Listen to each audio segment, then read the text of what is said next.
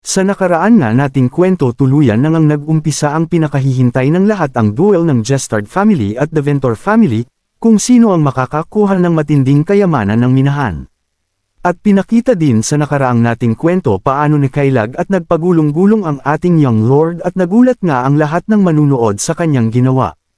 At kahit nga nahihirapan ang ating young lord pinilit niya paring makipagsabayan kay Randolph. Pinakita na nga din dito na ang pinaplano ni Burroughs at ating young lord ay nagbunga na nga dahil nakapatama na nga ang ating young lord ng direktang pagkatama sa katawan ni Randolph. Kahit na napatama pa ang ating young lord na solid na direct hit sa katawan ni Randolph ay tinuwanan na nga lang niya ito dahil nakiliti lang daw ito sa ginawa ng ating young lord kaya naman. Sa pagpapatuloy nga ng ating kwento, nasaksihan nga ng mga manunood ang ginawa ng ating young lord na nakadirect hit ito kay Randolph. Lubos nga silang nagulat sa nagawa nito, ngunit sa kabila ng nagawa ng ating young lord batid naman sa mga ito ang lubos din na pag-aalala dahil wala mang naging epekto ang ginawa ng ating young lord at naiisip nga nila na nasayang ang kanyang pagkakatao na nagawa nito. At nasabi nga din ng mga nagpapacilitate sa laban, mukhang malalaman na natin kung sino na ang mananalo na malakas nga ang kanilang kutob na si Randolph na mananalo dito. At ako na nga din nag-eksena sa mga ibang miyembro ng family Jestard na lubos silang nagulat at bakas nga sa kanilang mga ekspresyon sa kanilang pagmumukha na sobra silang nag-aalala sa kanilang young master. Nasabi nga din ng isa, ang miracle ay di daw nag-exist, paano na daw ngayon ang young master nila. At nagpunta na nga din ang tagpo sa dalawang naglalaban na si Karnak at Randolph. Nag-usap na nga din sila at nasabi ni Randolph, "Ginulat mo ko bata. Kala ko mapupuruhan mo ko, hinayaan kong may baba ang depensya ko, pero nasayang lang ang ginawa mo ngayon. Alam na ng lahat sino ang panalo eka ni Randolph sa ating young lord." At sumagot naman si Karnak na nirisk ko ang lahat ng makakaya ko pati buhay ko, tapos ngayon sasabihin mo yan, ano ka may concern? Eka ng ating young lord kay Randolph. Nag-iba naman ang ekspresyon ng pagmumuko ng ating young lord na kahit halos daplis lang ang nagawa nito sa katawan ni Randolph, lubusan pa rin itong natutuwa na mukhang may pinaplano pa itong gawin o inaasahang mangyari. Nasabi pa nga nito na, "Sige, tumawa ka lang at tumawa lang kayo, tingnan natin sa susunod makakatawa pa kayo," ika nga ng ating young lord sa kanyang sarili. At napansin naman pala ni Randolph ang ekspresyon ng ating young lord at nagugulat nga ito at nang biglang may naramdaman ito na parang mainit at malamig sa kanyang katawan. At pinakita na nga ang buong katawan ni Randolph, ang nararamdaman niyang malamig na mainit na pakiramdam sa kanyang katawan ay dahil pala sa nagawang sugat ng ating young lord, pero di pala itong isang ordinaryong sugat dahil sa kasalukuyan makikita naman natin na may kakaibang aura ang lumalabas dito. Gulat nga si Randolph at napansin niyang lumalakas ang aura na nilalabas nito. At bumulwak na nga ang maitim na aura sa kanyang katawan at nagulat din ang lahat ng manunood sa nasasaksihan nila. Sobrang lakas na nga ng sigaw ni Randolph dahil sa pagbulwag ng malakas na itim na aura sa kanyang katawan at nararamdaman niyang parang natutunaw ang kanyang laman loob. Mas noindang at nagulat ang lahat, lalo na ang mga facilitator, at mukhang nakikilala nila ang aura na lumalabas sa katawan ni Randolph at pinaghahanda na nga niya ang mga kawal sa kanyang paligid. Nasabi nga ni Randolph sa wakas na wala na yung sakit na nararamdaman niya, kaso lubusan naman siyang pinapahirapan ng itim na aura dahil kahit anong gawin niya di nawawala ito at mas lalo pang lumalakas at gusto siyang tupukan na. At dali-dali ngang nagdash ng napakabilis ng ating young lord patungo kay Randolph para samantalahin ang pagkakataon, kaso nga lang habang papunta ang ating young lord sa kanya ay sumisigaw nga ito na, "Ano bang dirty tricks yang ginagawa mo? Ano pain?" Humanda ka eka ng ating young lord kay Randolph para mabalin ang tingin nila kay Randolph at akalain kay Randolph galing ang maitim na aura na yon na pinagbabawal sa kahit anong duel. Kaso nung malapit na nga ang ating young lord kay Randolph ay dinaman inaasahan ni Randolph na gumalaw ang kanyang mga paa ng kusa papunta din sa ating young lord na mukhang magbabanggan ito ng lakas. Ngunit sa di inaasahan ng lahat, sa sobrang bilis at lakas ng pagkasipa ni Randolph, di na nga tumama ang attack ng ating young lord at naunahan na nga ito na ginawa ni Randolph. Sa lakas nga ng pagkatilapo ng ating young lord, mapapansin nga natin na halos mahati ang stage at lumagpas pa nga ito sa sobrang lakas. Wala na ngang nagawa si Randolph sa pangyayari na patulala na lang ito sa direksyon ni Karnak, at makikita naman natin halos lahat ng manunood at nakasaksi sa ginawa ni Randolph ay pinag-uusapan siya. Nasabi pa nga ng isa, paano nagkaroon ng ganun kalakas si Randolph, At nasabi din ng iilan na ang aura na bumabalot at ginamit ni Randolph sa kanyang gawa talaga yun at kinokontrol niya ito. Biglang may sumigaw na isang individual, ito pala si Burrows, at nasabi na nga lang nito ng napakalakas habang nakaduro kay Randolph, isa yang necromancer spell, isa yang kapangyarihan ng isang demonyo, at makikita naman natin na lubusan nagulat ang lahat at syempre nabaling ng lahat ng tingin kay Randolph. At ang facilitator na pinaghahanda niya ang mga kawal kanina ay inutusan na nga niyang puntahan si Randolph para kalabasan, at sumangayon naman mga ito.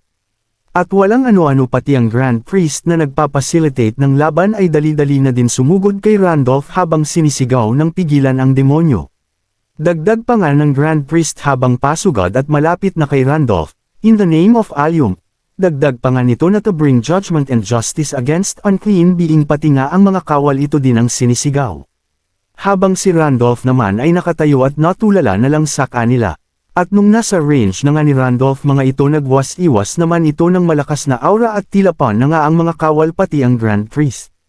Nakabalance nga ang Grand Priest sa pagtilapon nila, ngunit ang ibang kawal ay natamba naman mga ito, at nasabi na nga din ng Grand Priest na, "Humanda ka sa kamatayan mo, demonyo ka."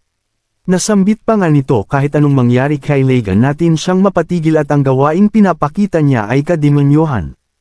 At makikita nga natin sa tagpo nato na hirap din si Randolph sa kanyang nararamdaman dahil nawala nga ang sakit na nararamdaman niya sa kanyang katawan. Ganito naman ang nangyayari at di niya makontrol ang kanyang katawan. Nasabi pa nga nito, "Ano ba yang nangyayari talaga at ano bang ginawa ni Karnak sa akin?" Ito na nga lang nasa sambit ni Randolph habang hirap na hirap itong nakikipaglaban sa aura na bumabalot sa kanya. At napunta na nga sa eksena sa kinalalagyan ng ating Young Lord na tumilapon kanina at kay Burrows na pangiti nga ang dalawa, at mukhang ito talaga ang pinaplano nilang mangyari, na nasabi nga ni Karnak na mukhang nalilito na siya ngayon. Tingnan mo nito kay Burrows na tuwang-tuwa din sa kanyang nakikita. Habang natatakot naman ang iilang nanunood sa mga nasasaksihan nila. At makikita naman natin na may nakakatakot na ngiti si Karnak, at alam naman natin na siya din ang nagko-control dito sa aura na walang kaalam-alam naman ang iba, sila lang ni Burrows ang nakakaalam ng mga ito. Tuluyan na ngang binabalot pa ng malakas ng aura si Randolph at walang maga ito habang natatakot na nga din talaga ang mga ibang manunood. At makikita naman natin na nag-uusap ang kawal at ang Grand Priest na sinabi, "Wala na tayong magagawa dito kundi patayin talaga si Randolph. Pag nakahanap tayo ng opportunity na gawin yun, huwag kayong magdadalawang isip na lagutan siya ng hininga ng Grand Priest sa kawal." At sugod na nga mga ito muli sa direction ni Randolph, at makikita natin na tuluyan na ngang nabalot si Randolph ng maitim na aura na mukhang mag-transform ito sa isang kakaibang nilalang. At makikita naman natin sa mga nagiging pagpiglas ni Randolph sa pagkakabalot sa kanyang katawan ay wala namang magawa ito at napapaiyak na lang dahil kahit gustuhin niyang magsalita wala din siyang kakayahan gawin yun. At may malakas na sigaw na dumadagandong sa buong arena, ang maririnig na tila lahat ay tumahimik at tutok. Natutok sila sa pinanggagalingan ng boses na yon. Walang ano-ano'y, ang pinaggagalingan ng boses na yon ay naabutan na ng mga sibak at espada na tumarak sa kanyang katawan, at di na nga ito nakagalaw ng tuluyan. At sa mga susunod nga na nangyari, na pabulwak na nga lang ito ng dugo at wala na nga itong nagawa pa habang nanghihina na ang kanyang katawan at papikit ang kanyang mga mata. At makikita naman natin na sobrang katahimikan ang bumabalot na ngayon sa arena at tuluyang naglaho ang maitim na aura kasabay ng pagkawala ng aurang itim. Makikita natin na nakatayo ang katawan ng walang buhay na si Randolph at napaka-brutal nga ang nangyari sa kanya. Tuluyan na ngang bumagsak ang katawan ng walang buhay na si Randolph at mapapansin natin na gulat pa din ang ibang manunood sa kanilang nasaksihan. At tuluyan na ngang nilapitan ng mga kawal at kumpirmahin kung wala ng buhay si Randolph. At nasabi nga ng isang kawal, tuluyan nang di humihinga si Randolph. "Ano na po ang gagawin natin ngayon?" tanong ng kawal sa Grand Priest. At sumagot naman ang Grand Priest sa tanong ng kawal, sabi pa nga nito na, "Maghanda kayo, pumunta kayo sa Deventor family para sabihin mga taat nakita at malinaw sa inyo ang nangyari. Kailangan ding magkaroon ng malawang investigation sa family ang Deventor." Paano nila mapapapaliwanag ang mga ito? Pagkatapos masabi ng Grand Priest mga yun, nasabi na nga niya ng malakas, "Tapos na ang laban." Nasaksihan natin ang kagimbal-gimbal na pangyayari sa umagang ito. Malinaw sa atin ang evil na gawain ay malinaw at isang malaking kalaspatangan, Satan Goddess. Dagdag pa nga nito, kaya naman Jestard family Karnak ang baron ng pamilyang Jestard ngayon ikaw ay dinideclare kung panalo sa laban na ito. Nagkaroon na nga ng malalim na investigation sa family Deventor at meron naman silang nakitang blankets at cloaks na may simbolo ng necromancy. Pinakita pa nga ang tagpo dito sa loob ng mansion at bitbit ng mga Grand Priest ang mga evidence at nagsalita naman ang isang babae na may suot ng pulang kasuotan at nasabi na nga lang nito, "Wala po kaming kinalaman sa mga yan, maniwala po kayo," at nasabi naman ng isang Grand Priest na paano mo naman ma-explain itong suspicious bottle of medicine sa loob pa ng kwarto ni Randolph. At makikita naman natin na gulat nga ito at mapapansin natin ng malapitan na familiar ang pagmumukha nito. Ito pala yung taong nakausap ni Burrows nang nagtiktik siya sa courtyard ng Deventor family na nagpanggap pa nga ito na isang tindero ng mga oras na yun. Nasabi na lang nga ng kapatid ni Randolph na yung suspicious na sinasabi po ninyo isa lang po yung hair growth formula na makailan lang nabili dito sa malapit sa amin. Ika nito sa Grand Priest na lubusan nang ang kinakabahan at pawis na ito. At nasabi na lang ng Grand Priest na isa sa gumawa ng investigation sa mansion ng Deventor family, "Huwag kang mag-alala, magkakaroon naman ng hearing kaya maghanda na lang po kayo." At pagkalipa naman ng ilang araw makikita naman sa tagpo ang masasarap na pagkain na nakahain sa Jestard family. Pinakita na nga ang tagpo na sarap na nga mga ito sa kanilang kinakain na iba't ibang putahe, at nasabi nga ng ating young lord na, grabe pagkatapos ng matinding lab ang tamang-tama lang magkaroon ng pagsasalo na ganito, at nasabi nga ni Burrows na young master okay lang naman sigurong kumain ng ganito. At nasabi na lang din ng ating young lord na syempre pinahanda ko talaga sa nakakapagod naman nga diba ng pinagdaanan natin. Pagkalipa nga ng ilang araw ngayon palang din nila pag-uusapan ang naging laban ni Karnak kay Randolph at natanong na nga ni Barros, "Young master, paano po ninyo naman naisip pala ang spell na ganun kanito sa ating young lord?" Sagot naman ng ni Karnak na, "Alam mo naman kailangan kong gawin ang lahat para manalo diba, pero syempre sobra akong nagpapasalamat sa turo mo, doon talaga ko nagkaroon ng idea para makast at maging posible ang mga plano natin." Ika naman ng ating young lord kay Burrows at nagtatawanan na nga mga ito. "At syempre gagamit ako ng forbidden spell kaya kailangan ko talaga ng tulong mo." Ika ng ating young lord kay Burrows noon bago ang laban nito isang buwan na ang nakakalipas at ito ang pinakitang tagpo ngayon. At napag-usapan pa nga nila ng mas malalim pang plano na gagawin nila sa parating na duel. "Alam mo naman Burrows na wala akong masyadong kakayahan sa physical na laban kaya gusto kong matutang magkaroon ng mga teknik na magagamit ko sa laban at pag-iisipan ko ito ng malalim paano ko mahahaluan ng aking kapangyarihan." Ika nga ng ating young lord kay Burrows na nakwekwento niya na pangyayari bago pa lang ang laban niya kay Randolph. At napangiti nga ang ating young lord na nasabi pa nga nito na, "Alam kong pinagbabawal ang mga teknik na naiisip ko pero alam kong gagana ito din aman ako ang gagamit kundi ang kalaban ko." At dito na nagsimula ang pag-insayo ng ating young lord at paano niya may lalagay ng tuluyan ang spell na yon sa kanyang kalaban, sa mga oras na yon. At dito na nga nila pinagplanuhan ng lahat. Natanong ni Burrows na ano bang naiisip mo young master kanito sa ating young lord. Nasabi na lang ni Karnak, "Tulungan mo akong umarte para mapakita ko sa lahat na wala tayong ibang tinatago." Ito pala ang plano ng ating young lord sa gaganapin laban. Habang nagpapaliwanag si Burrows pinapakita naman tagpo na ang kabuuhan ng paglalabanan nila. Nasabi na lang nito, "Maganda po ang naisip niyo pong magpanggap pero paano kaya ang gagawin natin ngayon?" Ika ni Burrows sa ating young lord habang nag-iisip na ng pwedeng gawin. Patuloy pa nga sila nag-usap ano ang magiging plano ng dalawa. "Young master, alam naman ng lahat wala ka't alagang kakayahan makipaglaban. Wala naman tao'ing dapat pag-usapan dyan," at nasagot na lang ng ating young lord na mukhang meron isa yata na magiging problema natin. At patuloy pa nga silang nag-usap sa patungkol sa plano nila ngayon. Ang kailangan lang gawin ay mapadugo ko anuman parte ni Randolph kanito kay Burrows. At napaisip nga si Burrows doon, pero salita naman agad si Karnak na yun kailangan kong magpalakas ng katawan kaya naman alam kong matutulungan mo talaga sa bagay na yan. At mukhang may naisip na ngang plano si Burrows at napapangiti na lang ito. At nasabi na nga ni Burrows ang gusto niyang sabihin sa ating young lord. Ang nasabi nga nito na grabe ka, mas worse ka pa sa demonyo. Nasabi ba naman ni Burrows na wag lumaban ang ating young lord, magpabugbog lang daw ito. Ata nasabi na din nating young lord kay Burrows na kay Lagan may magtiktik sa makakalaban ko sa duel para makita natin anong skill nito, at mas maayos na detail dapat ang makuha natin kapangan ito. Pinakita na nga ang isang malaking gusali sa kwento, at ito pala ang Grand Temple ng mga natatanging Grand Allium nila. At napunta ang eksena sa loob ng Grand Temple, dito na nga nag-uusap ang dalawang individual at ang isa nag-uulat habang nakaluhod sa pinakamataas na leader nila. At nasabi na nga nito sa nakita po naming mga eksena sa nakalipas na duel ng dalawang pamilya ang Dentor family ay malakas ang ebidensya sa pagiging alagad sila ng demonyo ika nito. At sumagot naman ito kung nakapag-investigate na kayo sa Deventor family wala na tayong magagawa dyan at matibay naman ang mga nakita at hawak natin pruweba. At dagdag pa nga nito sa kanyang kinakausap pinakita niya rin ang isang bote na nakuha nila sa mansion ng Deventor family. Ito pong nilalaman ng boteng ito sobrang kakaiba po ito sa isang ordinaryong potion high rank po ito.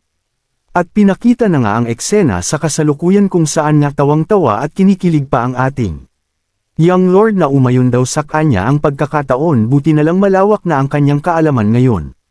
Tuwang-tuwa naman ang dalawa sa mga nangyaring victory sa kanila at nasabi pa nga ni Burrows habang nakataas ang kanyang dalawang kamay na the world is our in favor ika nito. At nasabi naman ng ating Young Lord na ang kailangan lang natin ngayon na I enjoy ang buhay ngayon ng masagana.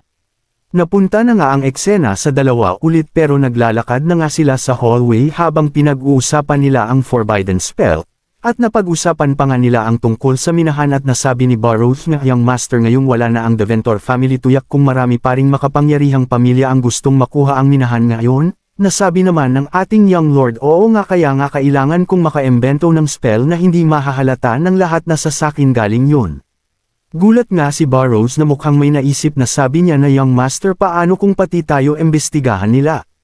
At malaman nila ang totoo eka ni Burrows sa ating Young Lord.